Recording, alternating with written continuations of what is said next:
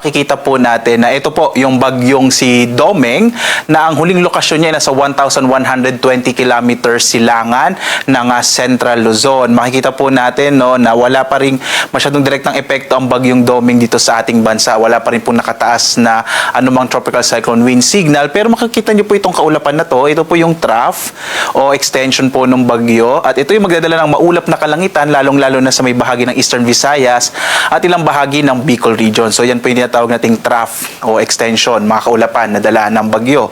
Samantala, ang isa pang mas nakakaapekto sa ating bansa, itong southwesterly wind flow. Makikita niyo po yung hangin nagmumula dito sa Timog Kanluran or southwest.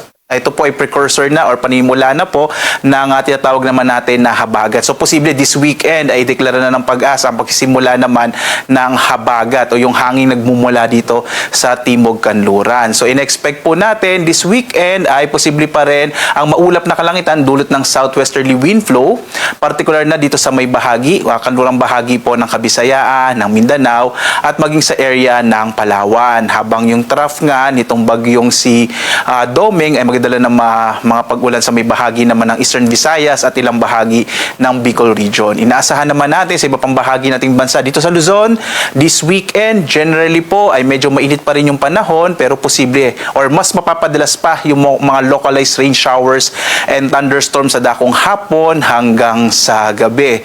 Habang patuloy ngang kikilos ang bagyong si Domeng pakanluran, hilagang kanluran na inaasahan nga natin na palalakasin niya itong southwesterly wind flow or magiging habagat. Sa ngayon po, ang kanyang lakas ay nasa 85 kilometers per hour malapit sa gitna at pagbugsan sa 105 kilometers per hour at kumikilos pakanluran, hilagang kanluran sa bilis naman na 10 kilometers per hour.